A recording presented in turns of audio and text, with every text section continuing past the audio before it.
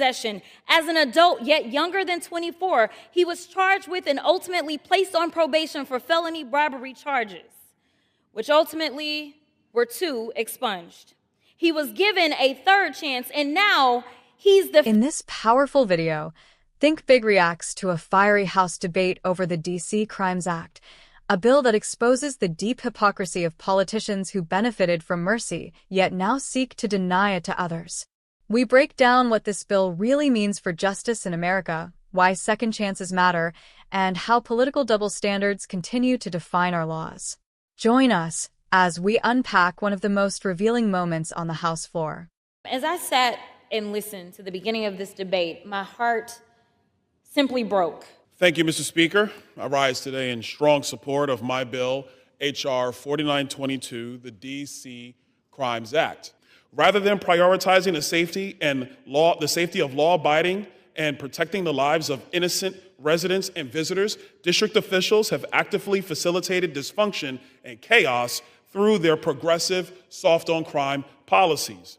Instead of addressing the clear epidemic of youth crime in the city, the D.C. City Council increased the age of youth offenders to individuals 24 years old and younger, meaning fully grown legal adults in the District of Columbia can receive sentences meant for children.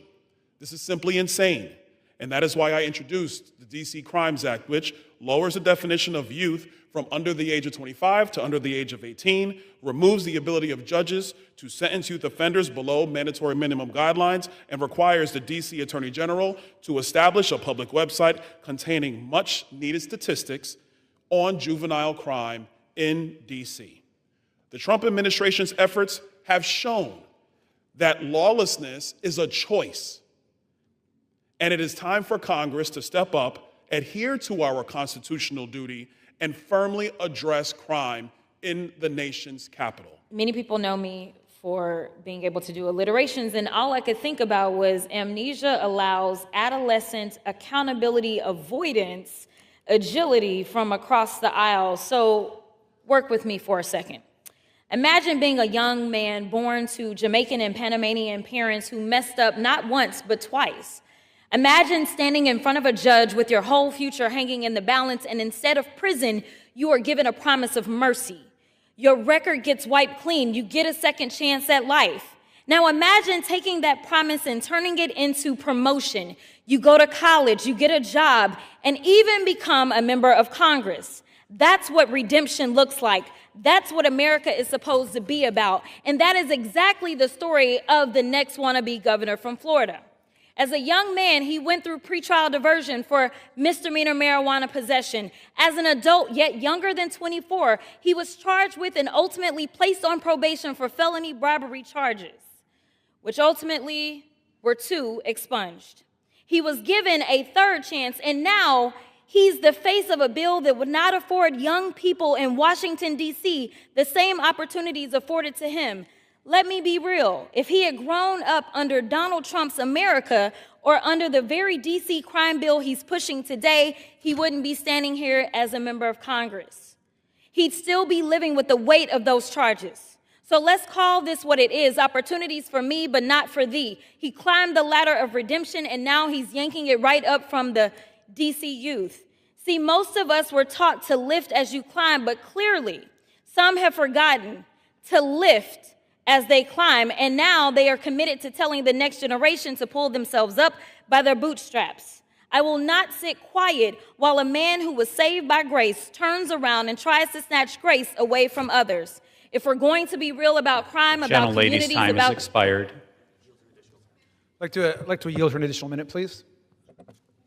Gentlewoman is recognized. About second chances and even 3rd chances, then it needs to start with us looking in the mirror and remembering that even the author of this bill has a story too before he tries to lecture D.C. on safety.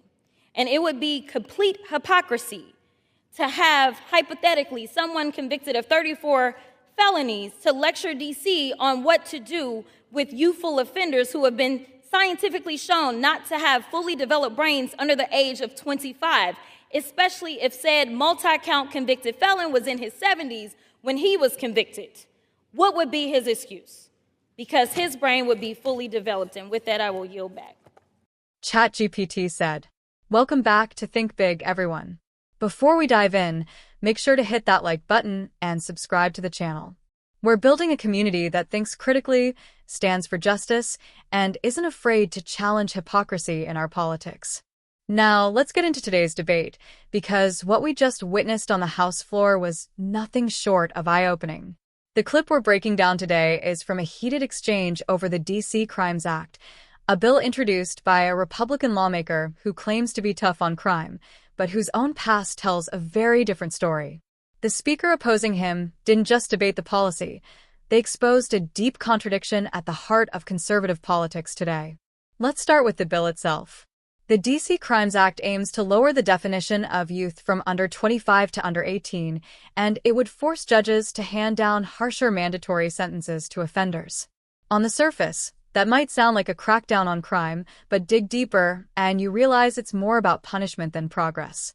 It's another example of lawmakers trying to sound strong while ignoring the root causes of violence and inequality. Instead of helping communities thrive, they're feeding the same old cycle, locking people up and throwing away the key, without fixing the system that failed them in the first place. And then came the pushback. One Democratic lawmaker stood up and delivered one of the most powerful rebuttals I've heard in a long time.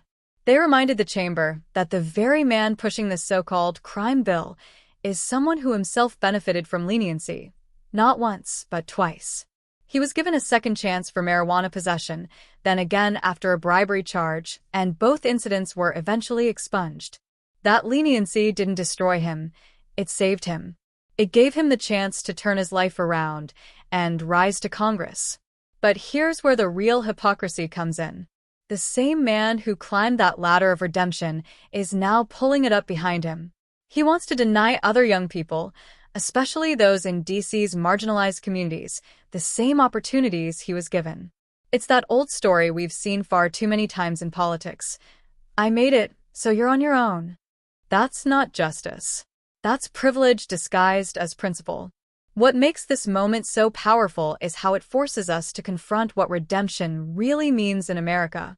If we truly believe in second chances, they can't just be for the powerful, the connected, or the lucky.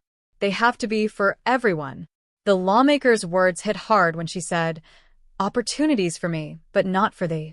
Because that's exactly what this bill represents, selective grace. A moral double standard that punishes the poor and forgives the privileged. And let's be real, we've seen this same contradiction play out at the highest levels of politics. The critic was absolutely right to point out that if a 70-year-old man facing dozens of felony convictions can still be called a leader, then surely we can show compassion to young people whose brains aren't even fully developed yet. You can't claim to care about law and order while turning a blind eye to corruption at the top. You can't call for harsh sentencing for kids in D.C. and then defend politicians who've broken far bigger laws without consequence. This debate isn't just about crime policy. It's about the soul of our justice system. Do we want a country that redeems, or one that condemns? Do we want a nation that believes in rehabilitation, or one that profits from incarceration? The answer should be clear to anyone who believes in fairness, in humanity, in the idea that people can grow and change. The speech we heard in opposition to this bill was more than just a defense of DC youth. It was a challenge to every American to remember what mercy looks like, to remember that every person deserves a chance to rise after they fall. And if we've learned anything from history, it's that societies built on punishment alone never heal. They just keep bleeding. So when we look at this bill, we shouldn't just see it as another partisan argument. We should see it for what it really is, a reflection of the ongoing battle over who gets justice in this country and who gets judgment. The lawmaker who stood up against this hypocrisy did what true patriots do. They told the truth, even when it was uncomfortable. That's what Think Big is all about. It's about questioning the powerful, defending the voiceless, and reminding America of its promise, not just for some, but for all. If you believe in redemption, in accountability that's fair, and in an America that lives up to its ideals, then make sure you're subscribed to Think Big. Hit that like button, share this video, and let's keep this conversation alive. Because the fight for justice, real justice, starts with us thinking bigger.